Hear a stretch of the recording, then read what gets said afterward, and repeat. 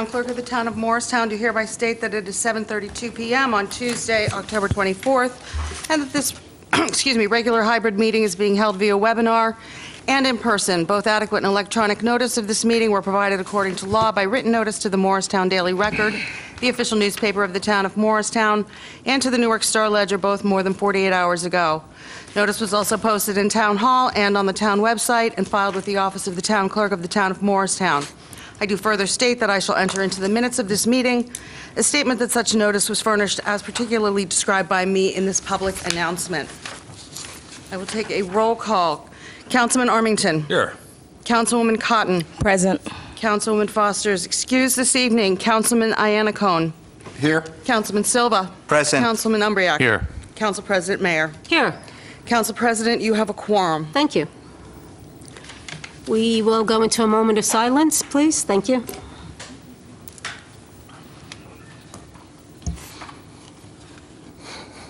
And if everybody will stand and salute the flag. Allegiance to the flag of the United States of America and to the republic for which it stands, one nation, under God, indivisible, with liberty and justice for all.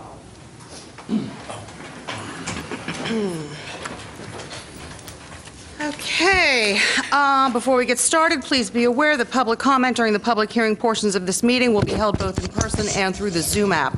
At the appropriate time, members of the public wishing to speak should indicate so by raising his or her hand in chambers or in the app. To comment via Zoom, click on the Raise Your Hand icon at the bottom left side of your screen. You may also raise your hand by pressing *9 on your phone. When it is your turn, I will send a signal through the app and ask that you unmute yourself so that you may be heard. To unmute yourself on the phone, press *6. There are 2 items on the consent agenda this evening. Do any members of council want to pull them for separate consideration? With that, I would ask for a motion to adopt the consent agenda. I will make a motion to adopt the consent agenda. I'll second. On that motion, Councilman Armington? Yes. Councilwoman Cotton? Yes. Councilman Iannacone? Yes. Councilman Silva? Yes. Councilman Umbriac? Yes. And Council President Mayer. Yes. Okay, at this time, I will open the floor for a public hearing on any matter. For remote members of the public, please raise your hand in the Zoom app to indicate that you would like to speak. If you've joined the meeting via telephone, press *9. Kindly state your name and address, and limit your comments to 5 minutes or less. Be advised that any derogatory comments targeting members of council and/or administration may be ruled out of order. Is anybody in chambers? This gentleman in the front row. Good evening, everybody. I'm Peter Gilpatrick. I'm a longtime Morristown resident, live right over here on Franklin Place, and I'm on the board of the Franklin Corners Condo Association. I'm here this evening with Ian, who's also on our board, Ian Davis. And we have a parking problem, and that's why we're here this evening. Franklin Place is a 1-block street that goes from Franklin Street to Hill Street. We had the opportunity a few years ago when you put restrictions on Hill Street to have the same restrictions on our street. Now we suffer because people who were on Hill Street are now parking on our street, and it's congested. It's hard to find a space. I have a little outline of the thoughts we have, but there are about 55 residents, 60 residences, there are 35 spaces. In the evenings and on weekends, it gets crowded. You can't find a space. Sometimes we come over here and park. So we would ask that the same restrictions that are on Hill Street be applied to Franklin Place. And that's the long and the short of it. I can answer questions. I've got a little handout, but I don't want to take more of your time. Excuse me, somebody just texted me and said there's no sound. They're watching from home. Can we just check I that? can't hear myself.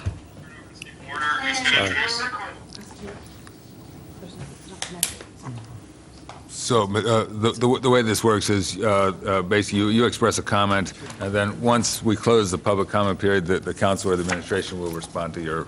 There's not really back and forth. You can You can give that to the just clerk. give that to the clerk. Thanks, Peter. Thank you. Thank you. We solved this sound problem? Thanks, Peter. Yeah, it's in my speaker. I couldn't hear it. Okay. We're just going to hold off for 1 minute while we fix the sound on the Zoom call. Sorry, excuse me. Nice going, Sandy. Give him the right answer. Nice going. Shouldn't have unplugged it? What are you saying? I shouldn't have unplugged it? Sorry, I didn't mean to unplug it. Tripped over the wire. You're the president. The buck stops with you. It is my fault, amongst many other things. Yeah. It's fine. Got big shoulders. I turned it over to you, and everything's been to shit since I left. It's all good. I mean, you're president, you created COVID, so I don't know what you're saying. And the other ones are Embrace COVID. What? What are the voting numbers? Sorry. Drama. Ask David. Hold on.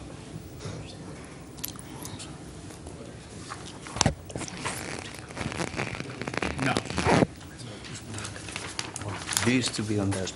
Yeah, for many years, for about five, 6 years. Did you go to the townwide training? I did. Yeah. Yeah, So it was pretty well attended. How long did you stay? Considering the. Oh, to last night? You didn't show up. I wanted to go on to the. Today I saw there was today. Nobody told me. It's basically about You do a 6:30. very good job. No. Costa Rica. I saw Alice and Lorena last night. She got the invite to Valley Bank. Yeah. I got it last week. Beach was just gorgeous. Gorgeous. Miss Cheney was great last night. Oh, that's very awesome. Oh, you are nice. Yeah, I like her. Where are you going? She was very engaging. West. What?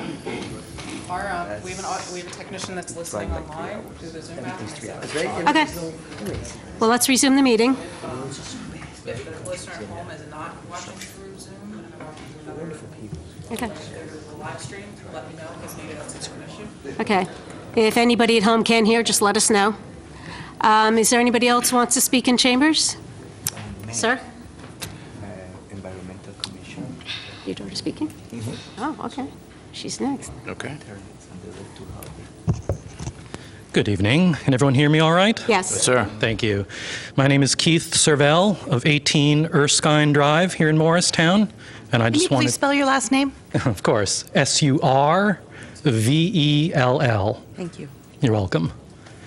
I just wanted to briefly state my concerns about the pickleball courts at Lidgerwood Park.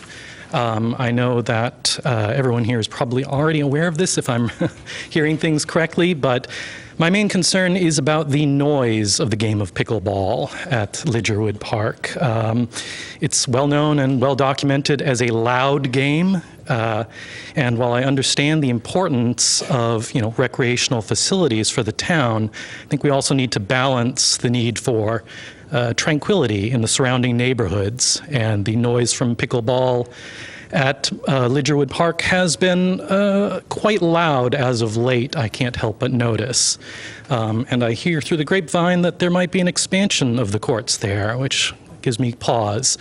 So I just hope that some concern will be addressed to the issue of noise pollution from the game of pickleball, especially since it's not just the level of noise, but the quality of the sound, the repetitive thwacking of the ball again and again and again that really can get quite disturbing if you're around it for any period of time.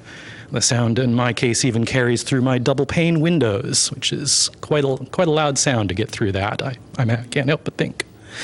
So I know there's been concern raised over other noise issues in town. I'm thinking specifically of the gas-powered leaf blowers issue recently. So I just hope that some concern will be addressed to this. Ideally, I'd like to see the courts gone completely, but I know that's probably not an option, though I do wonder about the fact that there is other courts, larger courts, I believe, just about a mile away at, what is it called, Ginty Park in Morris Township. So there seems to be no shortage of places to play the game, but even if we just move them somewhere less close to residences or just do something about the sound, I would really appreciate it. So thank you very much. Thank you, Mr. Servell.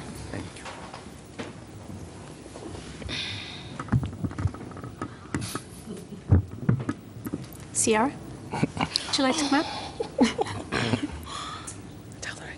Hello, my name is Sierra. Sierra, can you Stop. pull it yeah. down a little bit? There you go. That's good. Hello, my name is Sierra Umbriac. I live at 1 Randolph Drive. I'm here to share a concern I experienced. I was at Jacob Ford Park playing softball with my friends when I was scratched by the backstop because it's bent upwards. Can you please fix this so it doesn't happen to anyone else? Thank you. Thank you, Ms. Thank you, Umbriac. Sarah.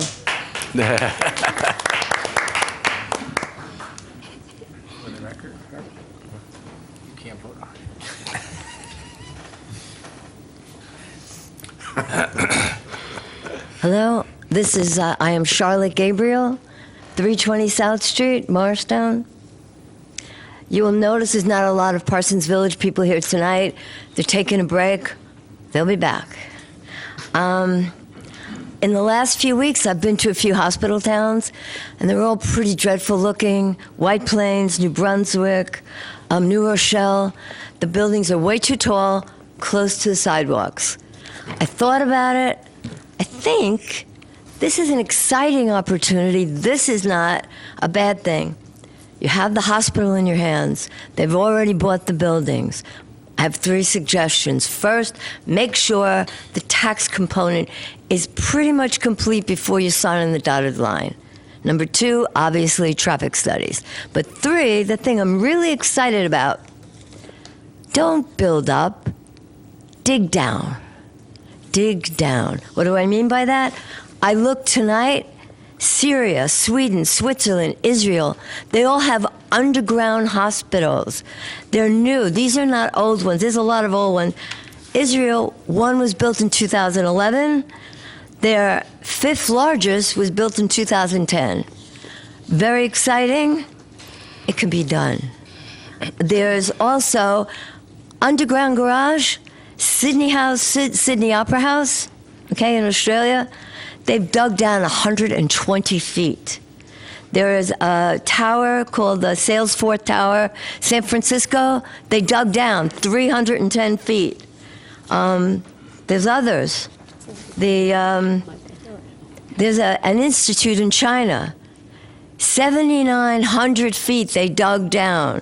There's more and more of this. I have a whole list. I found it in an hour. There's so much out there. You could all be the geniuses that save Morristown. Instead of turning it into another dreadful hospital town with high buildings, everything, we could dig down. We could think about it. Yes, it's more expensive. The hospital has money. We should use it. I suggest that we do this. You'll all look great. Instead of being the mediocre town, one more hospital town, you're the geniuses that got a growing hospital, and we kept the character of the town. Thank you. Thank you, Ms. Gabriel. Is there anybody else in chambers that want to speak, would like to come speak? Sure, come on up, Mr. Ray. Good evening. My name is Richard Ray. I live at 30 Knollwood Road in Morristown. I'm a resident for 40-some years, I believe. I want to speak on the topic of Can you just speak a little closer to the microphone? I think that's why the person couldn't hear the first person. Okay. Thank you. I want to speak about the proposed legislation to ban gasoline-powered leaf blowers. There is not enough time to go through all of my information, but I do have copies to hand out to the council members. But first of all, I want to propose that we have some questions answered by the council. I have 5 of them outlined, and I want to read them off so the public can hear them. First, but the premises that the legislation is based on are just blatantly false. The level of noise, the incidence of noise, it just doesn't occur with the frequency that is being claimed. The pollution levels that are supposedly submitted by these devices just isn't true. They all meet United States Environmental Protection Agency standards. So with that out of the way, Ms. Mayor, you live in Parsons Village, a condominium complex which hires its own landscaping firm to maintain the property. You have complained that you, quote, cannot even sit outside on Thursday, unquote. Has your homeowners association specified in their contract that the landscapers use only electric leaf blowers for their work on your property, and if not, why? Mr. Armington, you've been the principal sponsor of this legislation and have pushed it forward against the wishes of the majority of the council representatives who have declined to support you. Why have you refused to follow the wishes of the majority in our democratic process? Number 3, Mr. Armington and Ms. Mayor, your claim has been that gasoline-powered leaf blowers are a constant and unnecessary nuisance and disruption in Morristown. Have you made any actual observation of instances, and have you recorded those facts, as have I in the summer of 2022? Number 4, Mr. Armington and Ms. Mayor, your claim has been that gasoline-powered leaf blowers are noisy and polluting, and that electric-powered leaf blowers are quiet and clean. The factual evidence I have researched does not support your claim. Have you personally done any research at all to support your claims, and can you provide that such evidence? And number 5, Mr. Armington and Ms. Mayor, in your efforts with this legislation, whom do you represent? Have you interviewed anyone affected as to the burden upon them and the cost? Have you considered the damaging effect this legislation will have on the property values of struggling homeowners? Do you intend to punish ambitious property owners who strive to maintain their property in the most cleanly and attractive condition? And is the actual intent of this legislation to divide neighbors with lies and hatred? We do not want this intolerant legislation in our neighborhood. Thank you. Thank you.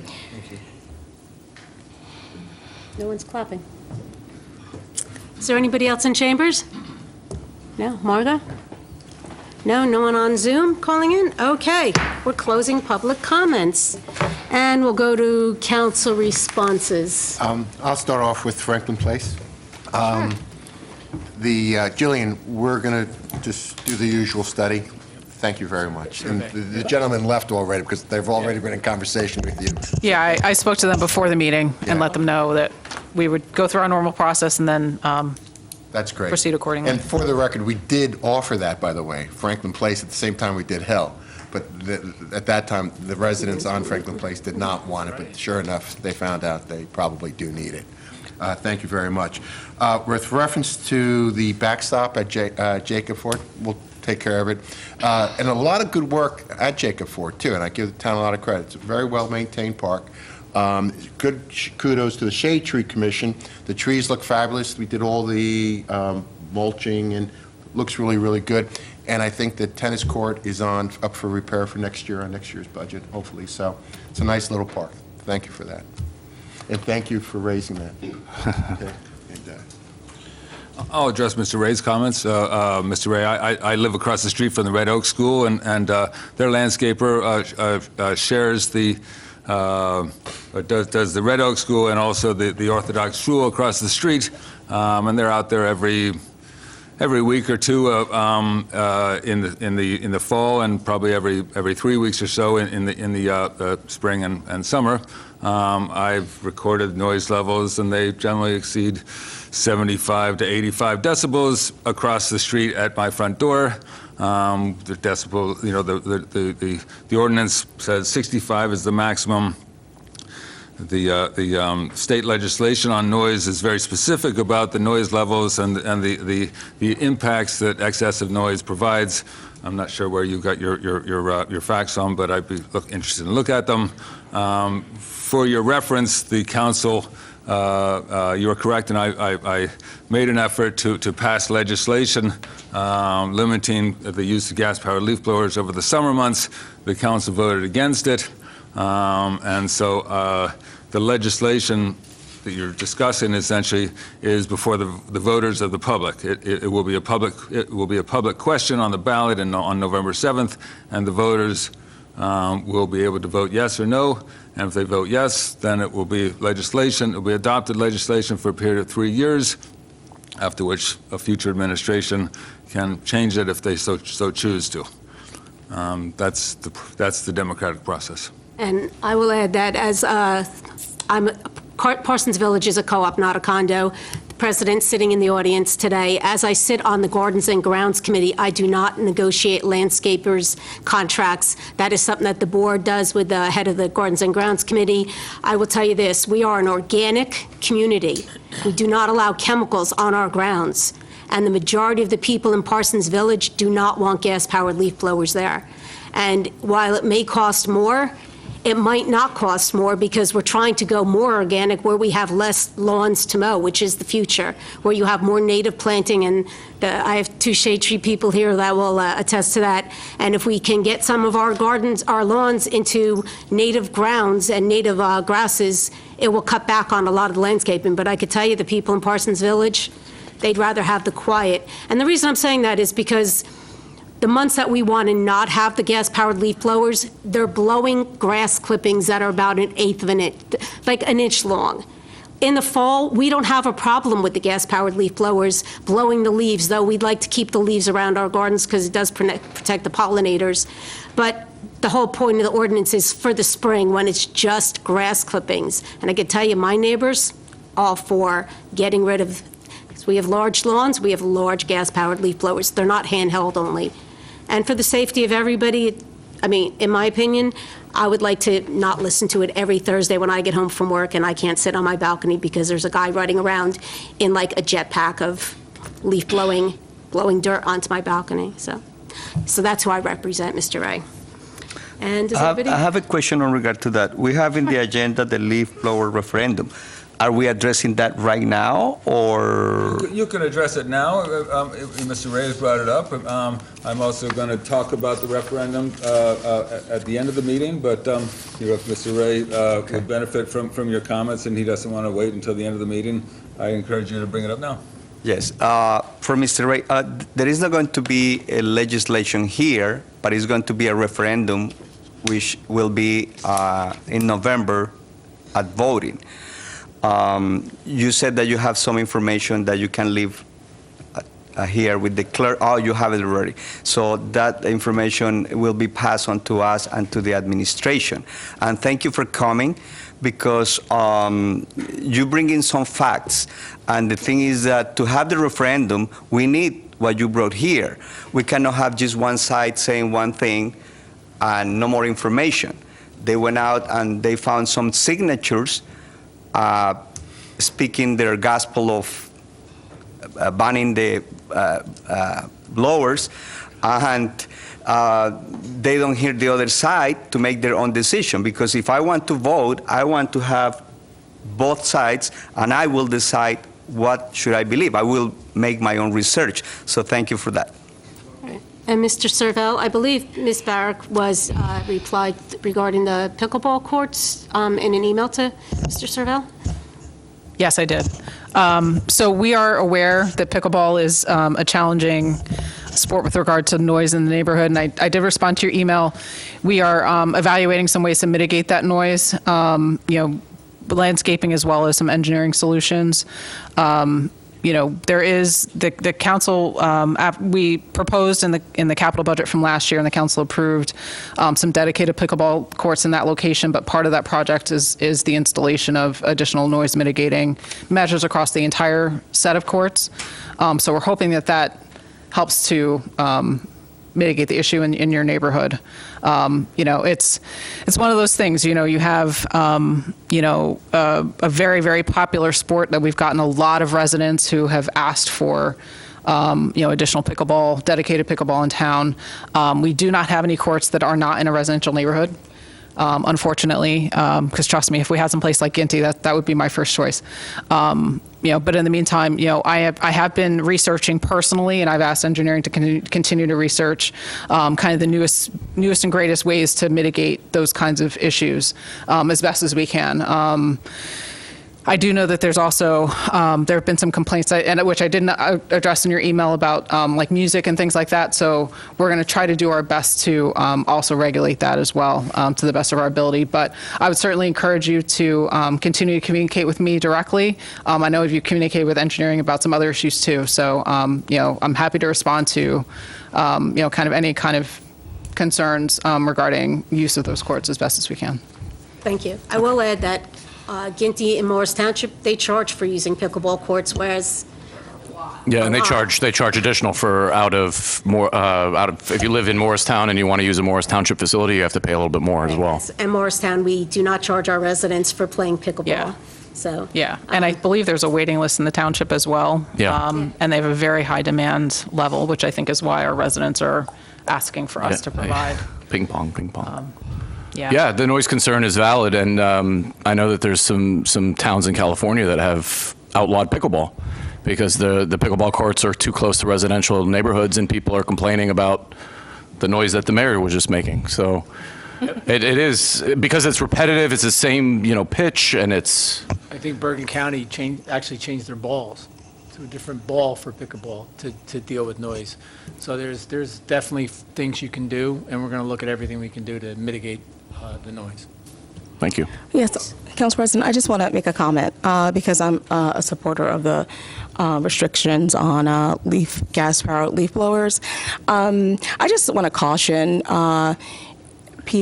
anyone from saying that council members are spreading lies. I think that, we all represent our constituents, and while other constituents may not be affected or impacted by gas-powered leaf blowers or the noise they make, there are a significant amount who are. And so we don't want to just disregard that there are members of our community who are impacted. And there were members who actually signed a petition. So there's a significant amount of people who put their name on a petition saying that they were bothered by it and they support this partial ban on the gas-powered leaf blowers. And that's what I would just like to say. Thank you. Thank you. Mayor Doherty, did you want to make comments, or? No, I'm just waiting for my... I would like to thank Ms. Umbriak for coming. I know how nerve-wracking it is the first time. This is your first time ever in front of the council? Well, I'm very impressed, and that's a great way to start learning how to be an activist in the community. So congratulations. Somebody's teaching you well. My wife, not me. There you go. Credit goes where it's supposed to go. Yeah. But thank you for coming, and we will address that issue at Jacob Ford. Thank you. Okay. Going on to the report of the mayor and town officials. Thank you. Sure. Okay.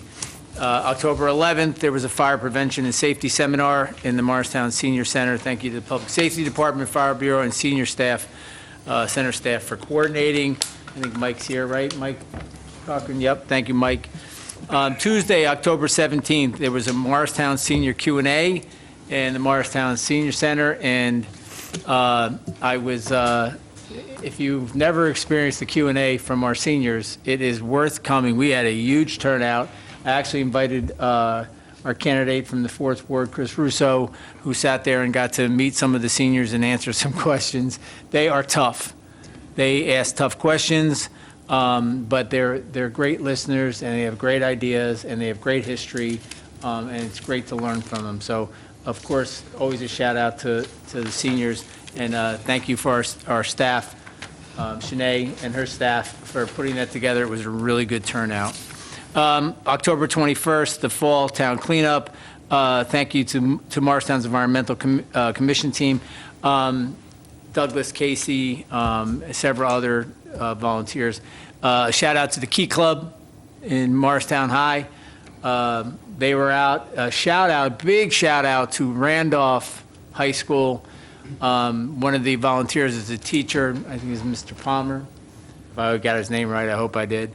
Had a lot of his kids down. There was probably 100 volunteers.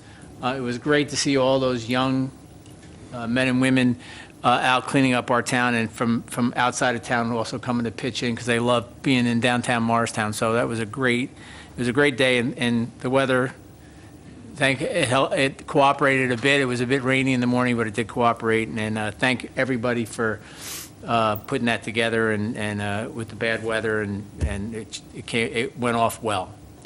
October 22nd, Morris Arts Annual Pumpkin Illumination at Vail Mansion. I didn't see you there. I was in Ohio, yeah. Oh, you're in Ohio. Usually Stefan Councilman Armington usually has lights all over him and stands up because he's very tall. Great turnout, 1,000 people. Nice. It was just a great event. Thank you to the Morristown Police Department for making sure they're always there, keeping an eye on everything, and for all that Morris Arts brings and Impact brings to our downtown. That's a great little festival, and the pumpkins look great, and the lighting, all the masks, and the parade. And it was really a great event. And thank you, Mr. Umbriak was there. Mm-hmm. I think that was it, right? The Council President, were you there? I didn't see. No, I was at another event that night, sorry. But it was well attended. It was packed. Last night, Valley Bank cut its ribbon, very quietly. And it was I've been through the building during construction, and there are some council members that were here, that were there. You need to make arrangements to go over and take a walk through that building. What a gem of an office building, and what a corporate partner to anchor, another anchor in our downtown with Valley Bank with 600 employees. So many employees at work. Their partnership with Headquarters Plaza with parking. It just is so well constructed and so elegant and so soft and welcoming that their employees want to come to work. It was a great event. They held a cocktail party up on the top floor that overlooks outside, has an outside. It's our Councilman, Vice President Nathan Umbriak was there. Again, thank Chris for being there. It was just a really good event, and we're really happy. But what I really wanted to talk about for 2 seconds is I want all you council members and the public to make sure you stop by the coffee shop next to their main opening. It's something very special. It's all about autistic workers and the money that goes to autism. It's called, if I got this right, Nathan, Ethan Bean? Ethan and the Bean. Ethan and the Bean. It is started by a woman in Little Falls, and it is a charitable contribution to our downtown, and I know that I can't wait to go there and have a cup of coffee, and I invite everybody in this town to recognize that establishment for what its purpose is, which is charitable for autism. So that's all done by Valley Bank, and it is absolutely wonderful, and they should be applauded for such great work. I had to leave there early. I might as well give her a shout out. It was a great event last night. I got to actually spend some time with the president of Drew University and have dinner with Liz Cheney. Obviously, we're on different sides of the aisle. Very, very engaging person, full of integrity, a class act, a constitutionalist, someone who believes in the institutions of our country and our democracy. You don't have to agree with all her policies, but I'll tell you what, she spoke about her relationships with Congress people on the other side of the aisle and what she was able to accomplish while she was in Washington and what she gave up by being on the committee for the January 6th insurrection. So she did a great talk last night at MPAC, sold out, waiting line, couldn't get a ticket, and I can start and end with this. It started with a standing ovation, and it ended with a standing ovation. And she talked about the country and working together and where we are as a nation and what's happening all over the world, and she makes a lot of sense. And we hope that those words get heeded down in D.C., and people start working together for the people of the United States, because she really stressed about we the people. And she also said if you ever get the chance to get to Washington, D.C., which Councilman Armington and I love D.C., is go to the National Archives, where you'll see the original papers and the feeling you get when you read, what this country's about, and the fact that Morristown played such a key role in it. And she was really happy to be here, and she's coming back. And hopefully she's going to bring some of her children for a tour. She wants to go to George Washington Headquarters and Museum. So we're really happy and very respectful that she, part of that Drew University curriculum for their conversation, and want to thank also the president of Drew and all the people that were in attendance at that dinner. There's a lot on this thing. Okay, tomorrow, the 26th, that's this Thursday, please come to the opening of Primo Hoagies, 44 Speedwell Avenue. Everybody likes hoagies, right? Mm-hmm. I see heads nodding, right? Even right? Erskine likes hoagies. So it's really great. Blimpies is closed. You used to be able to get a hoagie there. You still have Longfellows, but you got a new hoagie place opening up, Primo Hoagies at 44. That's at 10 a.m. Thursday morning for those who are in town. Tuesday, the 31st, 2 to 5 p.m., our favorite time. Town Hall, scary celebration in front of Town Hall. And 2 to 6 p.m., the Morristown Partnership downtown trick or treat. And I believe Jen's here. Jen here? It's an amazing event to see thousands of kids in our downtown and all the participants of our small businesses giving out candy, and our dentists love it.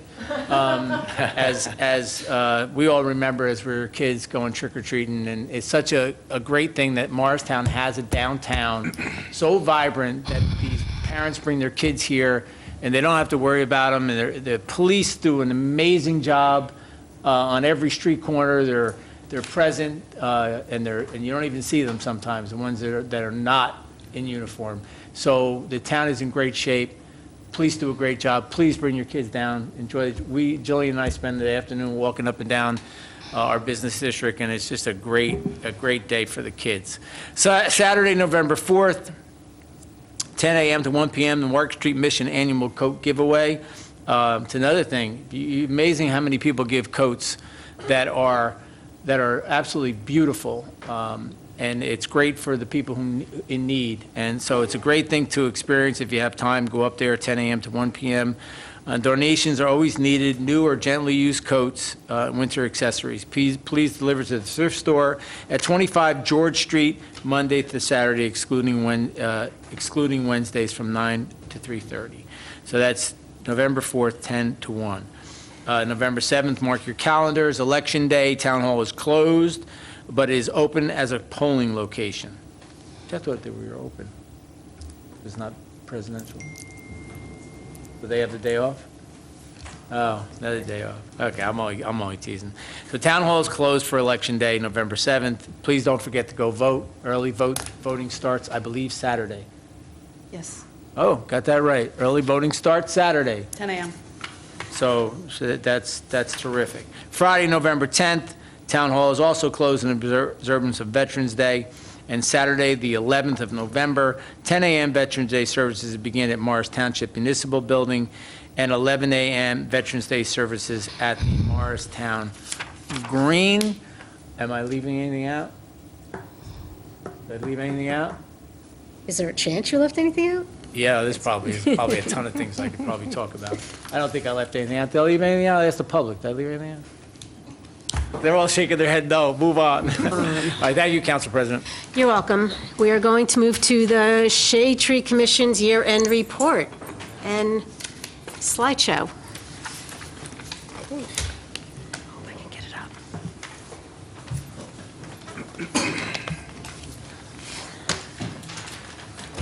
After.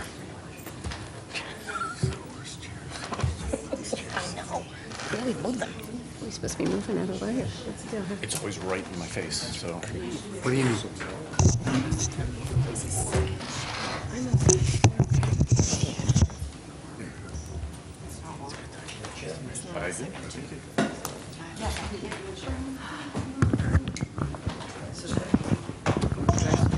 She's so cute. We're going to share. We can share. We're good at that. We went to kindergarten. I've never laughed in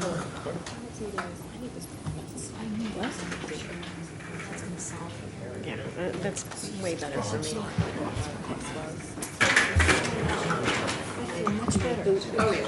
Thanks, Margot. You are welcome. Yes. Okay. Someone will let me know if, it's not usually hard to hear me, but just in case.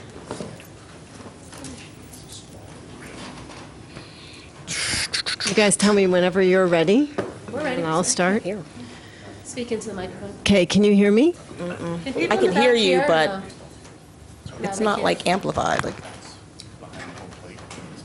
Margot, is it on? Yeah. That's better. It was. It's on? Yeah. Okay. I don't know. It should be more magnified, I think. I'm just going to have to. Okay. Test. Anything? Okay, yeah. Okay. Well, I don't have problems with that usually. So, Hi, everybody. I am Kristen Ace, the chair of the Morristown Shade Tree Commission. This is Susan Landau, also on the Morristown Shade Tree Commission. This is our end of year in trees presentation. I just want to start out by giving you just a tiny bit of background. 4 years ago, John and Susan Landau came to the Shade Tree Commission to ask if they could work under our umbrella to reclaim Foots Pond wood. What they presented to us was in alignment with the Shade Tree Commission's mission here in Morristown, and it also mirrored the trainings that I had been doing for my continuing education units to be on the Shade Tree Commission, which is that to properly serve our community and our community trees, we had to do more than just focus on street trees. We were going to have to move into our forested areas. And so after a wonderful conversation with our town administrator, Jillian Barrick, the Friends of Foots Pond Wood signed on board to the Shade Tree Commission umbrella. And that was basically off and running. So the following year, I sent the commission out to do an analysis of our forested areas, and from there we created a report, which I went over with Ms. Barrick, and then from there we sent to all of you. And now what we're going to show you is just some sneak peeks of our successes this year, which are from hours and hours and actually years of hard sweat equity. So I'm going to start, and I'll go as quickly as I can. So these are our objectives: to ensure a healthy tree canopy, to provide education to residents, and to restore our green spaces in Morristown. In 2022, 68 trees were planted, 90% survival rate in that year. And in that year, other shade tree commissions shared that they lost they only had a 20% survival rate. And that is due to our watering program. Our trees are living because we have a really powerful watering program. In 2023, this year, we will be planting almost all of the wells in the Morris Business District, and then 13 of the 14 resident requests will also be fulfilled. This is Susan. So just to give you a little bit, these pictures are of the main meadow in Foots Pond Wood, and if you remember, 4 years ago, it was almost all mugwort, which is this awful invasive plant, and then the area was used for the hydro raking staging with all the heavy equipment. And after that, Anthony helped us a bunch with the soil, and then the high school students came in with and spread 13 yards of wood chips to make paths, and we've seeded and we've plugged and we've waited for 2 years. And the meadow this year was absolutely magical. You would walk through and it was nothing but flowers from 2 feet to 5 feet. And the flowers on the right are a native sunflower, and that's what they looked like just a week ago in October. They're beginning to senesce now. So the bottom of the slide says that the South Woods, we're beginning to rehabilitate the woods. This is a big venture for us to go in and clear invasives in the woods, where we've had ash tree canopy loss, because we lost over 100 ash in the park. Where we lost the ash tree canopy, the invasive plants below had a lot more sunlight, and they just exploded. So in conjunction with Jean Epiphan, who's the Rutgers Morris County Agriculture Extension Agent, she's an ecologist and a certified tree expert. She helped us choose the area to start in, and she's advising us with species and organizing the planting. But there will be small deer protection areas. If you walk the park, and I'm talking too much, I don't want to take over your time, you'll see trees in tree tubes. So as we clear invasives and we find volunteer seedlings or saplings, we're protecting them with a new kind of seed, a new kind of seed protection tube, tree tube that's flexible so that the trees can move and have their stabilizing wood. So when you take the tree tubes off, they have the strength to stand on their own, they don't fall over. And the transparency of the tube is optimizing the sunlight to the, so I'm very excited to try these. So I love the opportunity to do these experiments and contribute to the community of invasives. So we also have 2 other huge projects going on to restore the stream bank in 2 areas and live stakes, and I can't even talk about those. So one thing, we've been able to connect with lots of community groups, and it's been really fun. So the bottom picture, you can see this is in Foots Pond Wood property, but it's just opposite the TJ playground. And those are all invasive multiflora rose and vines and stuff that are really awful. And I'm going to move this just a little bit so you can see the kids. We cleared the invasives, and then PAC Troop 28 came in and helped sheet mulch that area. And they will come back next spring and begin to plant that area. So when the TJ kids are in the playground on the swings, they'll have some really pretty flowers and shrubs and things that are nice to look at instead of the invasive jumble. So this is right along James Street. The Garden Club of Morristown gave us a grant and some labor. And this is, again, where we lost a lot of ash tree canopy.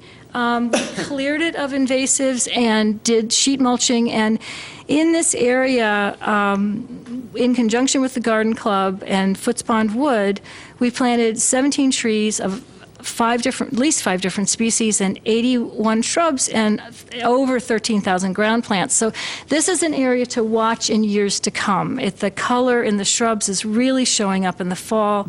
You can't really see it here. We just don't have enough time. And Elliott Street Playground is Kristen.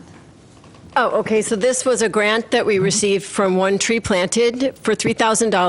DPW came in, on the bottom, you can see the bottom left, they removed probably 300 square feet of invasives. And then if you look above that, you see what is there now, which is a wildflower garden. To the right of the wildflower garden, you see people working, and below you see shrubs and trees that we created as a beginning to the forested area. So we had people from all over New Jersey came to this event. It was incredible. Young people, old people. It was just such a powerfully positive experience. And then plus working with the DPW, they picked up and moved just things that you couldn't even be amazed that were in the ground. And they removed all of that for us and helped us get all the trees in the ground. It was just an incredible event. Okay, then you all remember that last year Rotary Club generously gave Friends of Foots Pond Wood, in conjunction with the Shade Tree Commission, this is really a Shade Tree Commission project, a grant to start a forest edgeland in where DPW had cleared out invasives. So the top right picture is what DPW maintained for an entire year for us, a grassed area where it used to be entirely invasive, so the invasives were under control. In February, in freezing weather, where we left off with you last, we had sheet mulched the area, and then in all spring, with a Shade Tree Commission help, but a lot of high school labor. The high school students were amazing. We planted countless shrubs and trees, and Shade Tree Commission gave us a huge oak. That is now, it's hard to see, but the asters blooming, the blue asters blooming with the red Fothergilla turning red, and the blueberry bushes are turning red. The clethra will soon turn bright yellow. This is going to be, in years to come, an amazing fall display. So I encourage everybody to walk over there. It's beautiful. Bottom right corner is a delightful high school student. We had a family fun Rotary. We had a family fun day, and we used that day to let children come in and also plant in the park, so they could have some ownership of their park. Next, we have Jacob Ford. That's you. Okay, if you look at the top left picture, that's all invasives. It's multiflora rose, it's porcelain berry, it's ailanthus trees, it's a mess.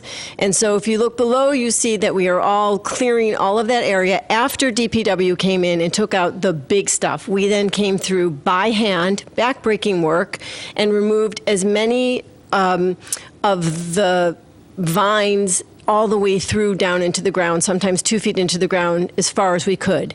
And then we put a mat over that whole area. And if you look now to the very right, it's all blooming with flowers, and it's spectacularly beautiful. And next year, there'll be wild native grasses growing up underneath those flowers.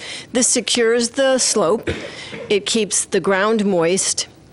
It keeps the slope from disappearing into the park.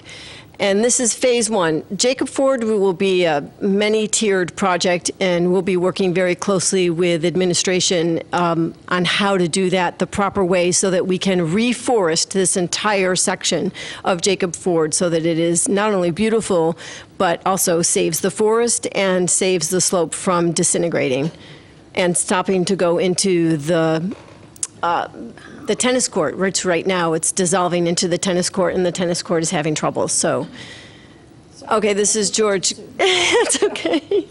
So here we are creating a pollinator garden. On the very top, you can see that's all invasives again. It's so hard to get a real grasp of how insidious these things are and the amount of work that it takes to remove them. But if you look below, those trees that are coming up from the fence line, those are sassafras trees. And when we found them last year, they were only 4 feet tall. And now, because we've removed all of the vines and protected them over a year, they are close to 20 feet tall. And we again went through and removed all the invasives that grew back. And what you see planted are things that lived and that we seeded over the wintertime. So there's still a lot of work left to be done there, but it is a successful, exciting project. Okay, Pocahontas Park.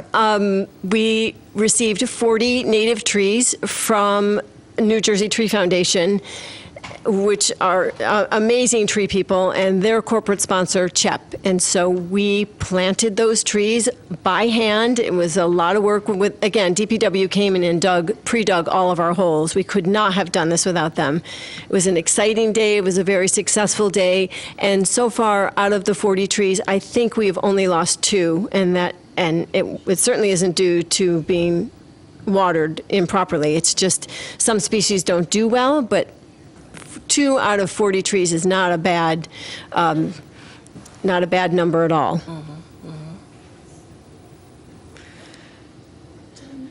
I think so. Okay. So just so everybody remembers that we have an annual flyer every year that goes out with the DPW recycle calendar. We have ordinance reminders that go out from the town. We are consistently and constantly training and making sure that our education is up to date from the best sources. This year, we were asked to be at the harmonium choir table to talk about the importance of trees, and we're always at the Fall Festival, which is just always a phenomenal event with residents coming up and asking questions and getting help. Okay, these are 2 of my favorite projects because Friends of Foots Pond Wood has really connected with TJ Elementary, and the students come regularly to the park with their science teacher to observe and learn.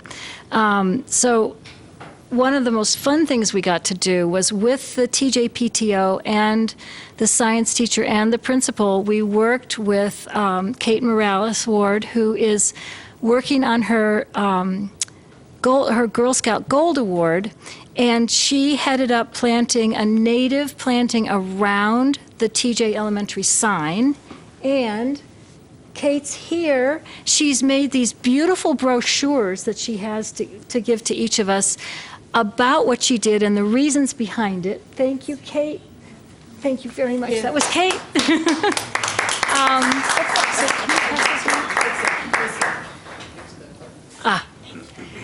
And as everything blooms and grows over the next year, she's going to substitute pictures to show each plant at its peak when it's blooming. So the pictures in there will be substituted out with gorgeous ones in the future. But the text that she's written is really important and quite lovely. So we want you all to have a copy. So thank you, Kate. The rest of the slides are, there's a rain garden area. There's an area where the TJ Elementary blacktop playground drains into an area that used to have sinkholes. Chris, I'm sure Jillian remembers, we pointed out the we were losing caution cones down a hole, and Jillian looked at it, and 5 minutes later, there was a caution barrel in the hole. So engineering and DPW checked it out and filled in the hole, and then we were able to clear invasives. We got a grant from the Xerces Society for invertebrates of 800 native plant plugs that came from Pinelands Nursery. So you can see the second slide down, that's just newly planted plugs, which are teeny tiny plants. We worked in conjunction with the school, the PTO, and the two gals in the bottom right are Rutgers Environmental Stewards, who helped with this for their final Rutgers Environmental Stewards project. So the water drains off the TJ Elementary blacktop, and it's collected by this basin of plants. The water infiltrates in place, and the students at TJ Elementary can then understand what a rain garden is and what infiltrating water is in place. They can run down the little channel and pretend they're a raindrop running into the rain garden. The bottom right picture, okay. So the top left, we had over 100 children planted in this garden. 80 came from the school during their class time at the end of the year last year, and we had a family planting day, and I thought that kids would come and plant one plant. Kids from 2, you see the 2-year-old up there, to 11 came and they stayed for an hour and a half and planted until we were done. I was blown away.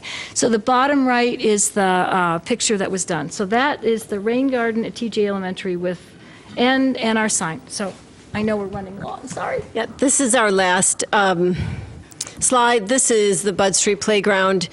The Shade Tree Commission wanted to do something wonderful for the town of Morristown for our 10-year anniversary, which is this year, so we worked intensely with engineering and administration to come up with a plan that would mitigate flooding in this area. And so the administration received a grant for a pathway to go all around Bud Street, and behind that pathway where there is flooding and no one can stand because it's so muddy and wet back there, all of this gardening will be taking care of that flooding and water issues to the best of our ability. The planting will happen next year after the path is put in when the grant is received. We also are going to partner with Whole Foods in case there is a drought, like there has been 2 springs in a row, and they will let us use their water in any kind of situation for the next 2 years while the plants get established. This is just going to add such incredible beauty to that park and for everybody who goes there. So, yes, we have a big thank you, but I want to say something really important here. We have organizations that are helping us and working with us, students, but we can't do this without all of you. We work so intensely with DPW and engineering and zoning. I sit for a long time with Ms. Barrick, and she has been gracious enough to allow us to realize our visions for this town. And all of you have come and put sweat equity in. All of you have thrown mulch and weeded and done all kinds of sweaty work to help us. And we can't succeed the way we do without all of you, without the DPW. It's an incredible experience for us. I also want to say that the Bud Park plan is being paid for mostly because of the work that we do with zoning and planning. The Council President Mayor worked for us to help us with zoning, get on the checklist of those boards, and because of that, the trees that are owed to Morristown, whether they get planted in the ground or whether they come by check, this is how we can do a wonderful project for Morristown like that. And I know, Mayor Doherty, I know that you speak up for us often at the planning board meetings to make sure that we're getting the trees that we're owed. This is really important. This is how we become integral to helping our town be a positive place, and it is because of all of you, and we are super grateful and appreciative of your support, and thank you for giving us this little bit of time. Thank you. Yeah. Thank you.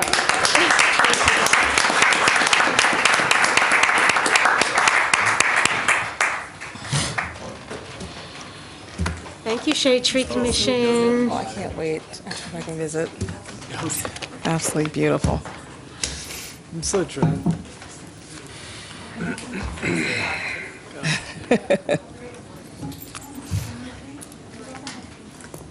We're going to go into council liaison reports. You want to go first? Yes. This past Saturday was the townwide cleaning. 80 people came out. It is successful considering that the time to organize it was short.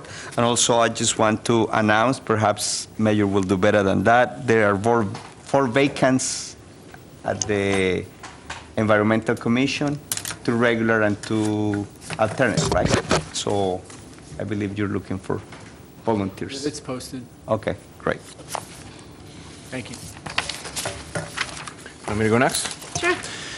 This is an update from the Morristown Partnership. They met on October 11th. So the Morristown Partnership recently discussed results from a board self-assessment survey, identifying areas for improvement, such as increased board participation and enhanced town communication. Emphasizing collaboration and outreach, the board expressed high satisfaction overall with the resources available, with a focus on ongoing efforts for strategic planning and utilizing technology for engagement with the business community. Our mayor already mentioned Primo Hoagies, but also Chakra Indian Cuisine is coming to 5 Elm Street, which is was vacant for a long time, where La Campagna Restaurante used to be. So it'll be great to have another restaurant there. And just to close it out, the Morristown Farmers Market, which is a great Sunday event, will continue every Sunday through November 19th in Lot 10 from 8:30 a.m. to 1 p.m. Thank you. Thank you. Tawana, do you have a report? No. No, I mean, No, that was the a lovely report. Kristen. We don't need another report. Go ahead. Mr. Iannicone, you're up for housing. Sure. The Morristown Housing Authority actually met last night here on the 4th floor of the town hall. Present at the meeting, and this is good news, was the operations manager for the management company OHS, and Jamie Berman, who's also the head of construction, particularly spearheading now the Manan Village. The good news is OHS will be attending these meetings on a regular basis now, which is really a very good move. There was no members of the public. I think what we're going to try to do, Jillian, is get our calendar that we have on the town website is a very effective calendar, and I think it's a go-to calendar for a lot of people. Maybe we can post these meetings on our calendar also, if we could add it. Yeah. It is there already. No, it hasn't been. I actually checked. No, it should be, and I think adding it would be a real plus. The Executive Director, Keith Kennard, gave his update on the RAD, particularly the progress with Manahan Village. The number of vouchers that the Housing Authority is now managing, because going from low-income housing to Section 8 housing, the number of vouchers has gone from 140 to over 600.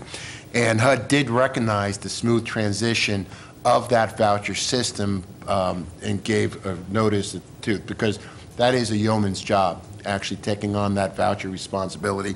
And the Housing Authority, I have to give them credit, they did a good job in that transition. At the meeting, the fiscal year 24 budget was approved. The total revenue is increasing because now more and more of the rent is going through vouchers, so there's been a tremendous jump in the budget, but that jump in the budget really is the pass-through monies associated with the 600 vouchers as opposed to the 140 vouchers. Along that line, the budget is subsidized by the interest on the monies from the proceeds of the sale to the tune of about $500,000 a year. So $500,000 a year of the interest from the sales proceeds, and this is not bad, is going to subsidize the operations of the Housing Authority. The authority did pass their budget for fiscal year 24. The fiscal year 23 year end was September, so the year end for the prior year was September. The audit for fiscal year 22 is not completed yet, and the no date was given for when the audit would start with fiscal year 23. Those were questions that were asked by several members of the authority. There were discussions following up on the management's discussion with the police concerning the tenants' concerns about security. And how responses to calls should be handled. Those discussions between the management company and the police department are ongoing, and I think there's better communication going on in that area. The management company has been meeting with tenants individually. Commissioner McCoy was actually very vocal, and I give him a lot of credit, in encouraging the management company to have scheduled regularly monthly or bi-monthly meetings with the tenants in individual buildings. This way, the tenants know when the management company is going to be there on site. They can have tenant meetings on site. So hopefully, we're going to start seeing those tenant meetings happen on a regular scheduled basis, as opposed to what we're hearing is happening is on an ad hoc basis, where often there's not a lot of communication as to when and where those meetings are. But again, having those meetings for individual buildings at the sites, so that the tenants have an opportunity to talk directly with the management company. After the October meeting was closed, the board did reopen for its annual meeting. At the annual meeting, they re-elected the chair and the vice chair, and again, Martha Ballard was re-elected as the chair, and Lumer Oweiss was elected as the vice chair. Again, they served previously. They're going to continue to serve as chair and vice chair. The bylaws are in the process of being amended. Currently, there are several committees that are required by the bylaws. Now, reflecting on the new role of the Housing Authority, where it's managing a voucher, they are going to amend their bylaws to provide for two committees. The two committees, the first will be the Asset Management and Finance Committee. Assigned to that committee will be Ava Teblinger, Derek McCoy, and Naomi Zabala. And then the second committee that's going to remain will be the Community Outreach Committee with Martha Ballard, Lumer Oweiss, and Tina Lindsay on that committee. So they're going to have two committees. In the past, the bylaws did provide for several committees. The several committees were never filled. What they're now doing is they're going to fill these committees, and these committees will be active. And so they will be reviewing and helping with the financial reviews. They will be reviewing the audit. You'll be in working groups, which will make I think the authority operate much better. At the close of the annual meeting, at the request of Ava Teblinger, the board did go into executive session. The next meeting of the Housing Authority will be Monday, November 27th at 6 p.m. here on the fourth floor of Town Hall. Was there any discussion on the new entity that was set up to get some kind of program running? Not at the open meeting, no. Okay. Thank you, Bob. Appreciate that. That's good to hear. We're going to go into regular business. Margo? Okay. There is one ordinance for introduction tonight, and that's Ordinance O-31-2023, an ordinance amending and supplementing Chapter 4, Licensing and Business Regulations, Section 26, Taxi Cabs. I will make a motion to introduce ordinance O-31-2023. I'll second. Are there any comments or questions from council? Yes. Can you give us an overview? How many licenses do we have? How many are taken? How many are available? Do you know? Roughly. It's basically the same number that I presented before. There's about 8 active taxi and 6 active limo, if I remember correctly. But we are getting inquiries now for people who do want to acquire licenses here in town. So we've started utilizing the new application that we put in place. The checklist has been completed to make the process easier. We provide links to people because now things are available online. They don't have to go to DMV anymore to get things done. So what was making it, I think, more complicated, we're taking steps to do away with that. And as word goes around, we're expecting more and more taxi applications to go through. Okay, thank you. I know I was notified, and I asked Councilman Silva to help me out. I've gotten complaints about illegal taxi cabs, and maybe you could expand on what you've heard, because I only got bits and pieces because a little bit of a language barrier. Some members of the community reach out to me. They don't want to speak publicly, but they asked me to bring this here about illegal taxis. I think in the wake of the recent events when a life was lost, it is important to pay attention to that, because if one of those individuals that drives a car get into an accident, that person probably doesn't have the proper insurance to cover people. So I think here we have to start thinking how to spot those illegal taxis and to enforce the codes. There are some members of the community that are willing to send the license plates and the description of the vehicles when those taxis are operating, especially by Domino's Pizza. Also, I was told that in Walmart, what is the town? Hanover Township? Hanover Township. It's not my town, that's why I don't know the name. In Hanover Township, Walmart and ShopRite, there is an police officer that helps them with that. So that's what I wanted to report here. Yeah. You know, also with reference to this ordinance, I have to give a lot of credit to Margot. I think fixing this ordinance and fixing the whole process for the inspections and the licensing, really a great job. The ordinance has also, the one that we have before you, we did do a change to it. The area for the fixed rate, and that really is the biggest advantage, I think, of having this taxi ordinance. It actually allows us to fix the rate particularly for local travel, because a lot of our seniors in particular rely on this taxi service to get to and from. So the area where that fixed rate does apply, we did bring it out to Hanover Avenue for the area between Whippany Road and Speedwell Avenue, and also for that area on Madison Avenue going out towards the physician offices into Morris Township, all the way through Punch Bowl. So we expanded where that fixed rate actually can apply, which actually gives access to these people to affordable shopping and for doctor's offices and the like. So again, Margot, thank you very much for those changes. I'm just going to say, I'll encourage anybody who runs a taxi in the town that has not been licensed before to please get licensed. I know your daughter works in the office, so there's not going to be a language barrier if they have questions or concerns. It's just dangerous when people are driving cars and picking up fares, and we don't know if they have brakes or insurance or anything else, as Councilman Silva was saying. So I would encourage, and I do appreciate that this was updated so quickly after we had that one incident, and so we can move forward with this. And that was it. Okay, two things I want to. One is a question regarding where it says public taxi cab stand. Is that listed somewhere, like where it's considered a taxi cab stand, where they are allowed to congregate? Wait for maybe someone getting off the train or something like that.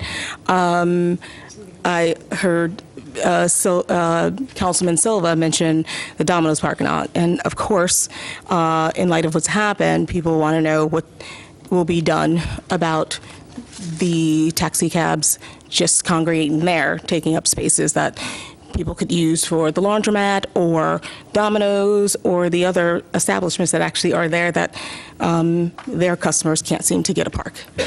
So if you can... For your first question, the only taxi stand is at the train station, and the drivers know that.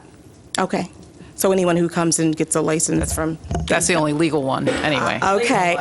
So I'll address the second one. You know, we're all aware that there's a sort of underground unofficial taxi stand at the sort of Domino's lot where, you know, unfortunately that's private property. We can't control how they use their property if that's how they choose to use it. We've not gotten any complaints from the property owner about how those taxi cabs are parked on their private property.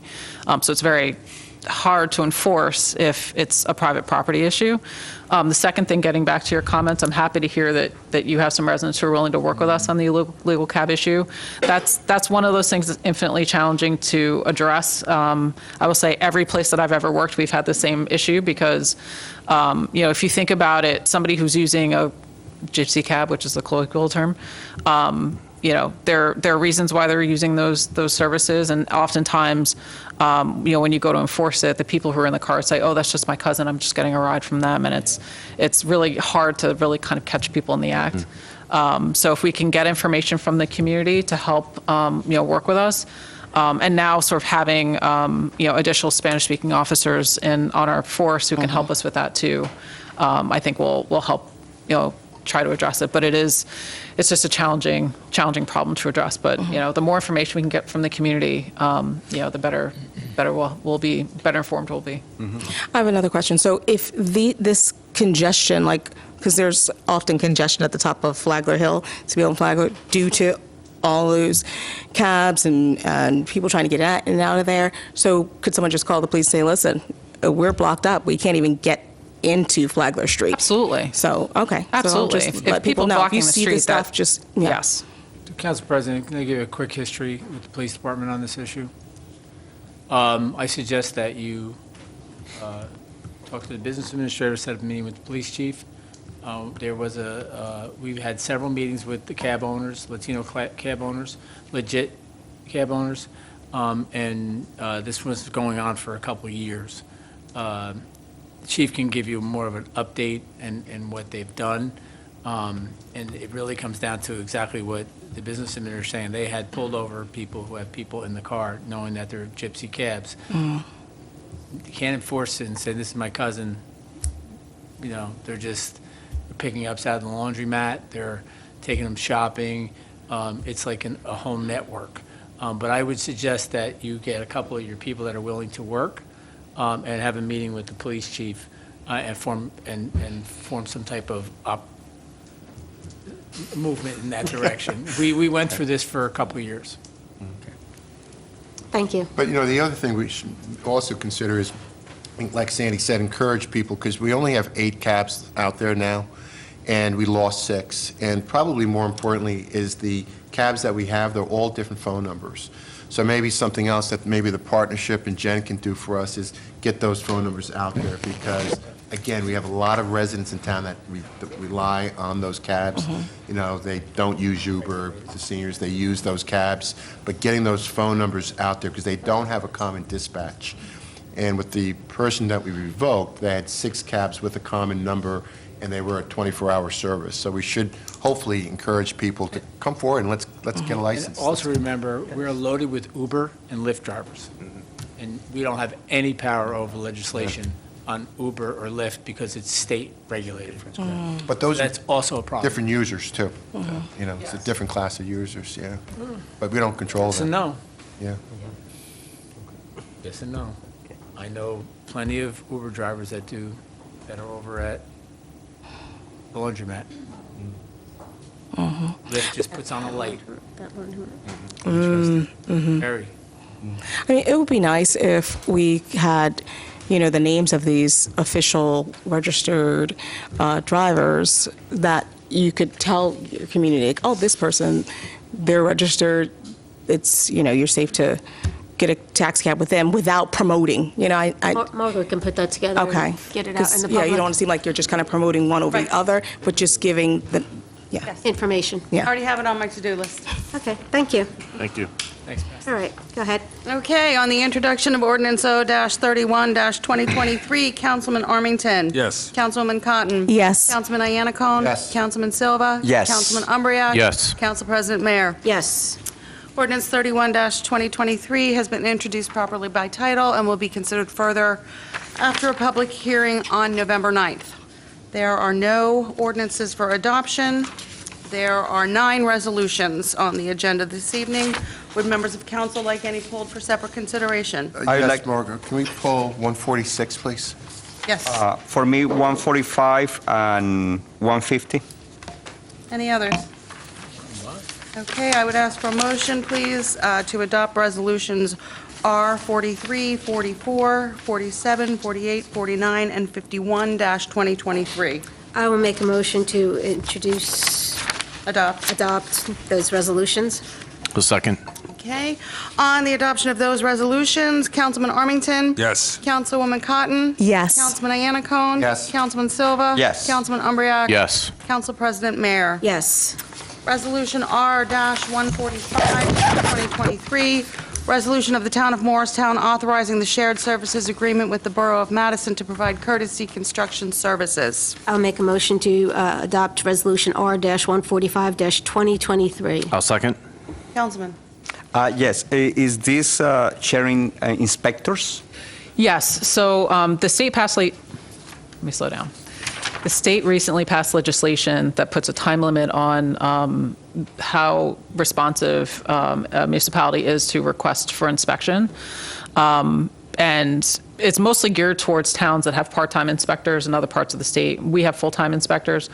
But nonetheless, we wanted to take the opportunity to put a shared services agreement in town with another neighboring municipality. So if we ever have a situation where one of our inspectors is on vacation or out sick and vice versa, we can use each other's staff to make sure that we're in compliance with our response times with regard to inspections. Thank you. I think that's great because I know a couple towns where they have part-time inspectors, and when somebody is renovating or building something, it takes them. Yes. If the inspector comes now and something is wrong, then they have to wait 2 or 3 weeks. So it's very slow. So we're doing great. Thank you. Yes, that's what the state legislation's intended, I think, to respond to. Like I said, we have full-time inspectors, and Madison does as well, but it's still good to have redundancy in the case that either one of us has an issue. Excellent. On the adoption of Resolution R-45-2023, Councilman Armington? Yes. Councilwoman Cotton? Yes. Councilman Iannicone? Yes. Councilman Silva? Yes. Councilman Umbriak? Yes. And Council President Mayer? Yes. Motion carries, resolution is adopted. Resolution R-146-2023, resolution authorizing the execution and recording of the Certificate of Completion and Compliance for the completion of the improvements and redevelopment on 175 Morris Street, Block 3701, lots 13, 14, and 15, within the Morris Street redevelopment area. I make a motion to adopt Resolution R-146-2023. I'll second. Councilman? Yes. Sandy, I'd like to table this. This is basically, what this is doing is actually, it's releasing the escrows and what have you associated with our developers agreement for this project, which is probably all due. However, one of the things that we've talked about is the special needs adult housing there, and I'd like to hear from the owner where they are in the implementation of that plan. Where are they in terms of the process of taking applicants? What are the controls in place? What are the licensure in place? Ask them to come on in, give us a report. We had talked about this. Come on in, give us a report as to what the status is of that very important aspect of this development, which was the key, the public benefit, which actually led to them getting the pilot. One of the reasons why we gave them the pilot. So I'd like to get an update as to where they are with that adult special need housing before we actually approve this. So I'd like to table this for the next meeting and ask the developer to come in and give us an update on the status of that aspect of the program. Councilman, you require a motion to table in a second. So I would like to make a motion to table this until we have the developer come in and give us an update on the special need housing. I'll second it. Thank you. Okay, on the amended motion to table Resolution R-146-2023, Councilman Armington? Yes. Councilwoman Cotton? Yes. Councilman Iannicone? Yes. Councilman Silva? Yes. Councilman Umbriak? Yes. Council President Mayer? Yes. Resolution R-146-2023 is tabled. Resolution R-150-2023, resolution authorizing the extension of the award of local retail cannabis business license to Uma Flowers, New Jersey, LLC. I'll make a motion to adopt Resolution R-150-2023. I'll second. Councilman? Yes, even though I understand and we know that we are under the state law on this issue, today I will vote different. Many states that have legalized marijuana are now researching mental health risk of high-potency cannabis and even how these get to minors. I don't want to expand for the sake of time, but I think that's the path that this going is not good. In my job, which is ministry, we help a lot of people with addictions, and addictions are destructive. Addictions destruct lives, families, and so on. So for that reason, I don't want to support that. Thank you. On the adoption of Resolution R-150-2023, Councilman Armington? Yes. Councilwoman Cotton? Yes. Councilman Iannicone? Yes. Councilman Silva? No. Councilman Umbriak? Yes. Council President Mayer? Yes. Motion carries, resolution is adopted. Okay, moving on to old business. Mr. Armington, leaf blower referendum. Okay, thank you. So over the last year, we've been talking about gas-powered leaf blowers. Council voted against legislation that would prohibit the use of gas-powered leaf blowers in the summer months only, where the only thing blowing is grass clippings and dirt. In response to that failed legislation, Councilwoman Cotton and I worked with residents to collect 500 signatures of registered voters to put up for a referendum vote this November the question that prohibits gas-powered leaf blowers from January through September when there are limited leaves on in the trees. If that passes, the legislation will be on the books for at least 3 years. We've talked mostly about loud noises that emit from gas-powered leaf blowers and their impact on residential quality of life.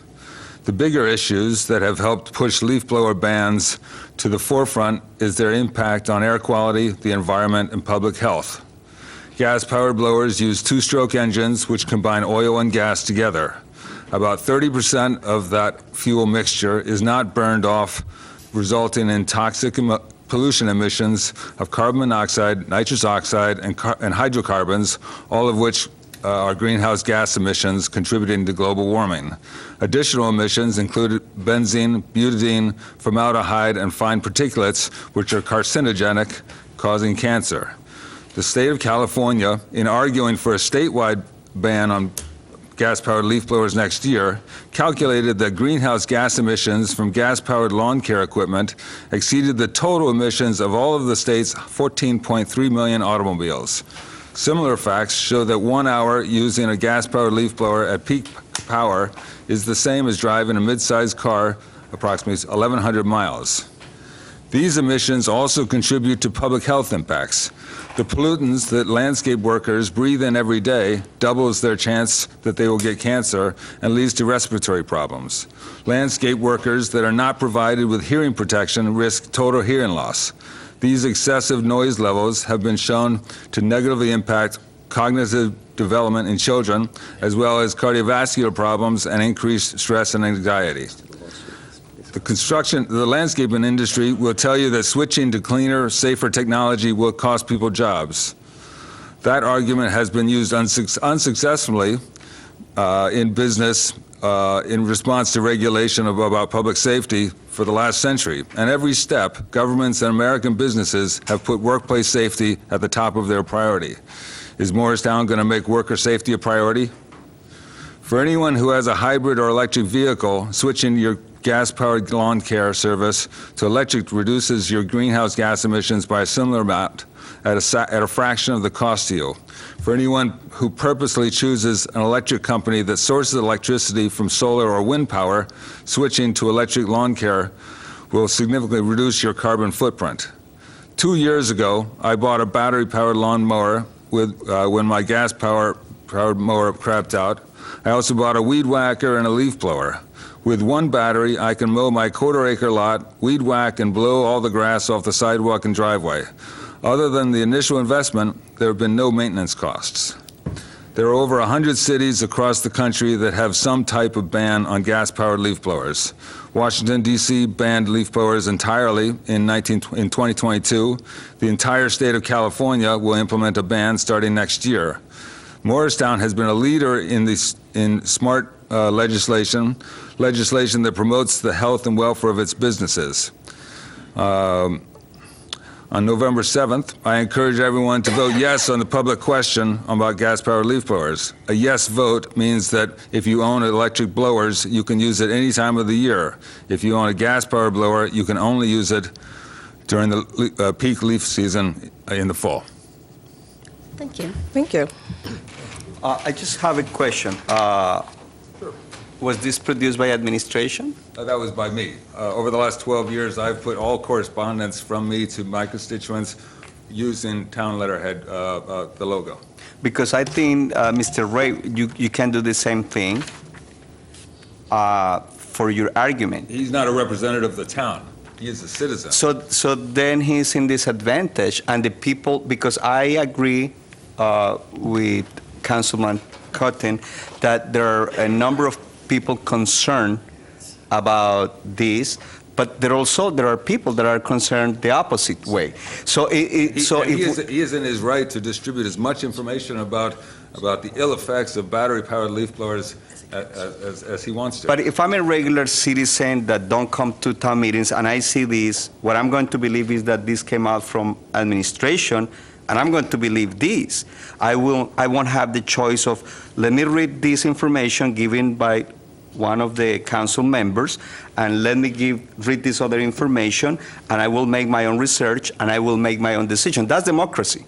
Because otherwise... Question to the law department. Yes, because otherwise, then we set in a precedent in which somebody can throw something to be a vote, but only one side speaking their argument, and the other side is not able to speak and But the other side can speak, Councilman. But here is an advantage. I believe that here is an Anybody can advantage. distribute a flyer throughout the town if they so choose. I'll do my best to address the question. Councilman Silva, I certainly agree that using something that's a political question, which will be voted on this November, having the town's logo does give it the weight as if it is coming from both the council, the administration, and is an official document of the town. However, does Councilman Armington have the right as a councilman to use that logo? Yes, he does. And unfortunately, others in the community will not have that ability. So I understand what you're saying and the advantage that creates in the situation, but Councilman Armington is within his right to use it if he so chooses, because he is a councilman. And it's also important to note that at the bottom, I noted that it came from me. You know, and another angle on this, just FYI, I think I think what the great thing about this is that it did go to referendum, okay? Because I can speak for the First Ward. When I vote on items like this, what I usually do is I poll my constituents. I have a vast email list that goes out, and people do get back to me. On this issue, they were split. I could not make a decision as to what my constituents really felt about leaf blowers, you know, and because it was all over. So I think having this as a referendum is actually part of the democratic process, and I think it's a wonderful thing that it did go to referendum.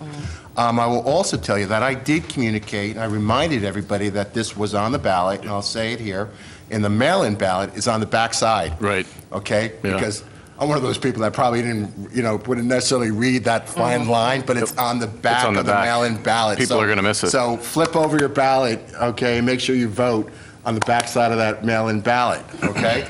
And that being said, also, there's a lot on this. You know, there is a lot on it. When you Google, you will get every argument every way. So, again, what we should be doing, and I think what we do by having these discussions, which is a great thing about referendum, is we're encouraging people to do their research, just like you mentioned with reference to marijuana. Okay, do I believe in it? Do I agree with some of the risks associated with it? I absolutely do. But I put it to my constituents. What does the overall constituents believe? Because we vote, particularly the wards, we should be voting the way our constituents want us to vote. But again, I give credit to a lot of people. I give credit to you, I give credit to Stefan, and a lot of other people that have chimed in on this discussion, because it's encouraged people to do their research, and it gives them the opportunity, but they have to exercise that opportunity by voting. I agree. I'm sorry. I agree, and I'm glad there is a referendum. We live in a democracy. Yeah. What I'm not content with is with seeing that the side that is advocating for the banning. On that piece. Okay, yes, that's my point. But on the referendum, yes, I totally agree. It's the best way because people will decide. However, people will decide if they have the information. If they don't have the information, or if they have only one part of the information, or the part that has more advantage to give out the information, I don't see a fair game there. You That's my had point. the opportunity. You guys were on the opposite side. You had the opportunity to do exactly what Stefan just did. The thing is, I don't have that kind of time. But but that's not the issue right now. In your issue for years, so you have been working on that. Yeah. Yeah, but you can't complain that there's not representation of the other side because you guys did have the opportunity, if you so choose. He chose to do it this way. You could have certainly done the same thing. Granted, not everybody has the time, maybe he has, but the opportunity's there because it is a democracy. But the nice thing is it's on a referendum and the town's going to decide. And it's not up to the seven of us. Exactly. Council President, if I could just add one thing, just as your legal counsel, just want to advise you that have been monitoring, there was a lawsuit filed in Montclair, I don't know if everyone's aware, in Montclair, which has a gas-powered leaf blower ban. They have now been sued by a group of contractors, landscapers, in the community. They're challenging it on a couple of grounds, specifically on the language in the ordinance, but also they're raising the issue that, to Councilman, to the issue that you raised about air quality. Their argument is that that's federally preempted, that only the Clean Air Act, the Federal Clean Air Act, can establish standards with regard to clean air, and that therefore municipalities can't regulate gas-powered leaf blowers in an effort to address clean air issues. So this lawsuit's just in its infancy. It's been filed, but I'll continue to monitor it to see how it unfolds. So you can't regulate clean air, but you can regulate noise. So if their ordinance is based on clean air, it could be shot down, but if it was based on something else, it could go through. Well, they're coming at it on a multitude of levels, but one of them was on the issue of federal preemption, which is a legal question. Which is one of the reasons why we didn't discuss air quality in the ordinance or any of the discussions of the ordinance. That the whereas clauses, when we actually put it forth, it's primarily a noise issue, compliance with the state's noise ordinance. Okay. Yeah, for the sake of time, I don't want to answer of many of Mr. Armington's arguments, but I just give one. Here in the United States, we are the best country on that. And here we don't monitor China, India, and other countries. So I never understand that here. And also, the technology is not to that point. I pro-environment, but also I want to take steps, in a way that is a process and it is a healthy process and not just at once cutting things. And what happened in Montclair is they started with something like that, and then they wanted more and more and more, and that's why they're being sued. And that's because they have an all-out ban. In this case, we're proposing the referendum is a ban when there are no leaves on the ground. And if you owned a battery-powered blower, you would know that a battery-powered blower could very well effectively blow leaf and dirt off the sidewalk and off the streets. All right. Okay, we're going to move on. Moving on to the partnership. So thank you, Jen, for coming out at the last meeting. So just to bring everybody up to speed, in the spring of this year, the partnership sent a draft ordinance and updated Schedule A for our review. The Schedule A is a list of properties that are assessed. Schedule A has not been updated in 28-plus years. The proposed ordinance is to approve the updated Schedule A. So just so everyone knows what this discussion is about, the enabling legislation of the SID, the Special Improvement District, allows an assessment to business property owners, and that assessment in part funds the partnership. The SID encompasses the complete town. There is no district per se. I've had more conversations about this topic than any other this year. I've maybe had 12 conversations with Ms. Barrick in my time on council. I think 6 of them were on this topic this year. So it's very important to us. We're not taking it lightly. It has financial ramifications for most business property owners in town. So I have a few items to address regarding the Schedule A. Spring Hills Nursing Home behind the M Station. While the definition of the property meets the criteria to be assessed, someone needs to explain what benefit do they derive from paying into the SID. And for that matter, the lot behind the nursing home that is a utility easement has been assessed.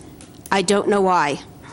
Madeira buildings, they are currently being assessed about $140,000 a year. And that amount could be rising based on the reevaluation going into effect.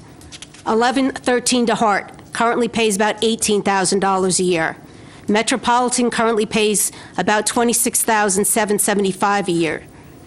Do these 3 locations receive benefits benefiting that amount that they pay? The hospital is assessed $42,000.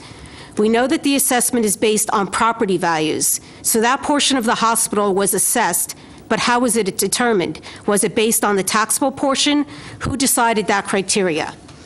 Why are single-family portions of homes being assessed? Is it because they just have retail on the first floor?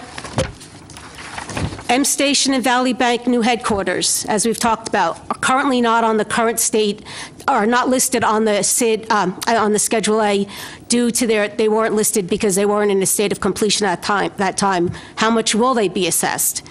My big question when I look at the Schedule A is that there are a number of properties that are paying a prorated amount. I've read the enabling legislation and subsequent ordinances, and I cannot find where it says anyone is allowed to grant discounts to the assessment. Who authorized the assessment amount? Who determined the discounted rate? How was it applied to whom, and was it applied equitably? The fair and equitable thing to do is to introduce and adopt a draft ordinance submitted by the partnership to correct the Schedule A that has not been updated in, like I said, 28 years. Yet there are too many unanswered questions and items that need to be addressed and included into the ordinance before being introduced. The questions moving forward will be determining a rate that corresponds with to the submitted budget, changing the district parameters, changing the definition of which properties are included, or if the SID is even needed in Morristown anymore. In my opinion, it is time that this governing body take a hard look at the SID and determine if it is still necessary as an improvement district, or should it be morphed into something else, a business organization, a downtown district? Do we still need to have an entity that is for improvements when it seems there are no real improvements being done, but we need an organization that still supports existing business, which is what the partnership does? I know, Stefan, you have some thoughts on this, and I'll turn it over for you for discussion. Well, I think that, we had some productive conversations with the partnership over the last year.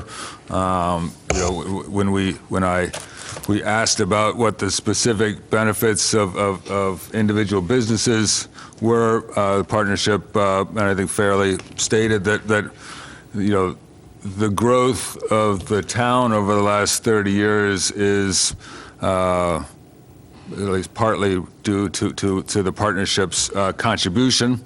The question, though, then is do I benefit the same from the growth of the town as Rago's or some other business on Speedway Avenue?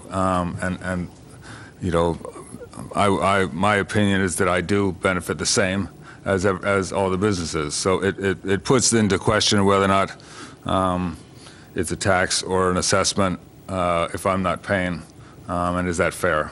But my opinion, I think, at this point is we've identified a bunch of problems with the current legislation, that we leave it to the next governing body to flesh out, and I hope that they will do that, because I don't think we're in a position to draft legally defensible legislation at the next meeting, which will be required to be adopted at the next council, at the December council meeting. What are your thoughts? Bob, go ahead. My thoughts, I get frustrated when things go on too long. You know what I mean? It seems like this is going on too long.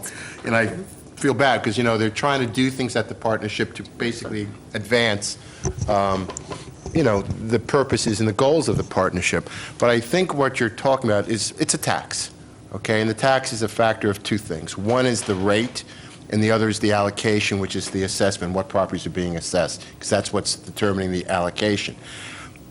We control their budget, because we do approve their budget, right, Jillian? We approve their budget. So we do control that rate piece, because, if they come in with a budget, let's say they expand the SID, and instead of coming in with a $500,000 budget, they come in with $1 million budget. We can say no to that budget, okay, which actually, unreasonable. And we do, Jen does come, and they do present the budget. They do review the budget with us, which is good.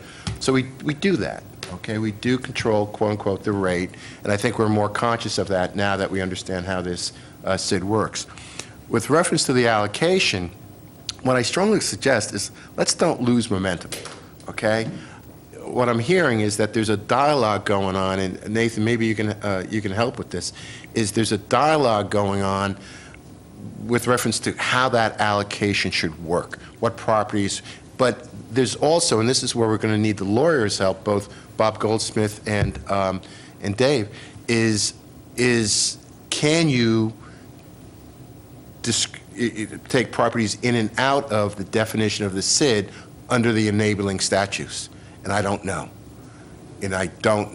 So what you're talking about, Sandy, it may be all valid, but it may not be, we may not able to be do it. And Dave, I don't know the answer to the question. We'd have to do more research on that. Yeah. And I plan to meet with Bob Goldsmith to go through this, to look at, there's a lot of history here. There's some old case law that we're working through on this, and we're going to get to the bottom of it before anything comes forward. Maybe what we can do is, Nathan, maybe we can sit down and let's pound it out, okay? And let's see what we can do. It's not going to happen, you know. No, I know. Okay, so it's not going to happen now, but let's don't. I hold David in high regards, but lawyers don't work that fast to get That's fine. an ordinance That's by fine. next If it's Thursday. not done by this session, that's fine. But let's don't lose the momentum. I hate to see this get kicked out to January and then go through another 6-month process to get where you guys brought us now. Let's don't lose that momentum. Let's get the value of the work you've done on this already. Give it to you. And let's. Yeah, no, absolutely. And I'll just say, as liaison to the partnership, it's a great board. It's well-run. They're transparent. Jennifer came out and presented, you know, what does a partnership do? What benefit does it have for business owners, prospective business owners, landowners?